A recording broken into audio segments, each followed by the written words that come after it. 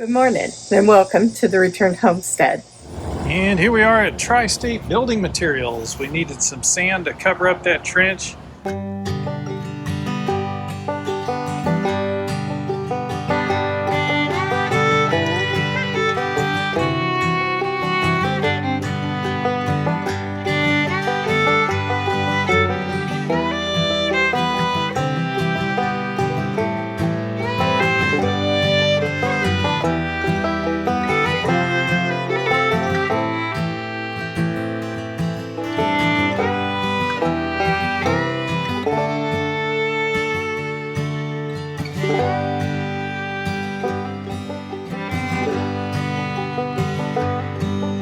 Today's going to be busy. I have 2.5 gallons of hot sauce that has to be canned, but right now I've got to take care of the chickens and I've got to pick some more peppers, and it looks like I have elderberries ready once again. So come along with me. I want to make sure that French drain continues to operate, and this sand is going to make sure we can get water into it and that it won't silt up once we wrap the pipe in a little bit of that fabric. So watch for these piles of sand on the side of the road as you're driving down. If you see a building materials site, this is what you're looking for. And that's one of the places you can find one of the resources you're going to need a lot of.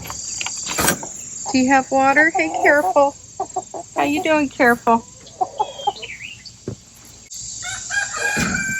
How you doing, sweet baby?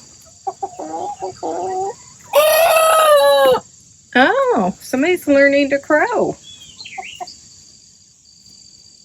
That was cute.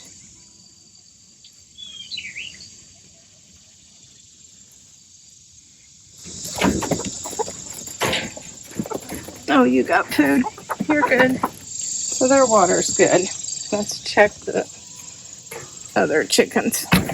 This apple tree that fell is still determined to continue to grow. It is growing, laying on the ground.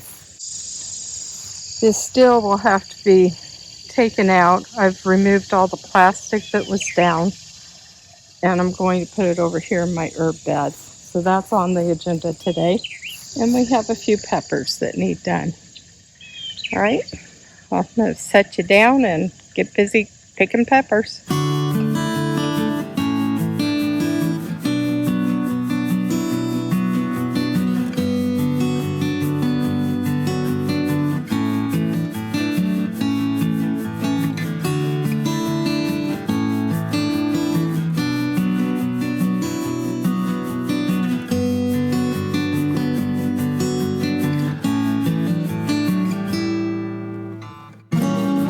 So I processed all of the herbs that I had in the dehydrator, and now I'm loading the trays again. While Mike's outside working on the drainage issue. So we got the sand earlier, we got it in the back of the truck, and we got it to the house now. Now we just got to get it out of the truck. And this does require getting in with a shovel and shoveling and sweeping all of this sand out of here. We're just going to drop the sand right here in the driveway. And then we'll shovel it up into a wheelbarrow and get it to the backyard.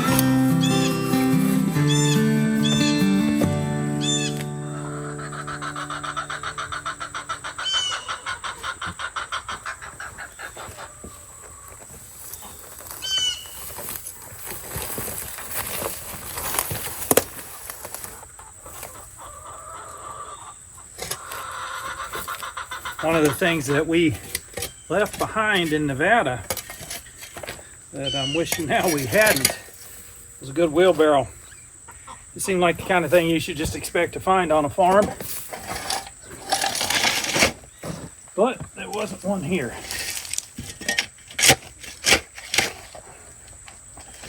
So we are making do with what we do have.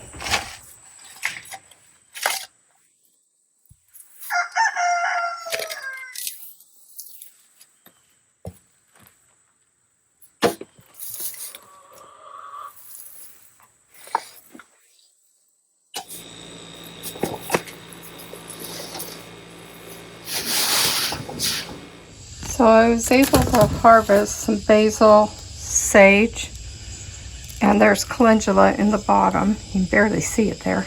But I was also able to harvest elderberries and peppers. So I've got an assortment of sweet and hot peppers here. Hopefully it's enough to put on 3 more batches of hot sauce. I'm going to empty 5 jars, so that's 2.5 gallons of hot sauce that I'll be making and canning today. And I want to restock that. Now, Once we get a thin layer of sand down in the bottom of the trench, it's really just enough to separate the pipe and the drain from the clay underneath it. Only about an inch or so. Then I'm going to staple some woven or non-woven landscape fabric in here. The purpose of the landscape fabric is to try to keep the sand from clogging up the French drain. This drain's got little slits cut in it to let water seep into the inside of the drain, and that's how we're going to get it to go through even the sand. So water from off of the surface even will go down into this drain, through the sand, into the drain, and then run out to the ditch. The real key is to make sure that we don't have the clay come back over the top of the pipe, because if the clay coats the outside of this pipe, it'll just lock it out. We won't be able to move any water from the outside. Now, it would probably still transport water from the inside, so the water that's coming down off of the downspout would still make it into the drain and over, but we wouldn't be able to get any of the surface water into the pipe. So I'm going to go ahead and staple down this non-woven landscape fabric. Use that to try to keep the sand away from the pipe a little bit.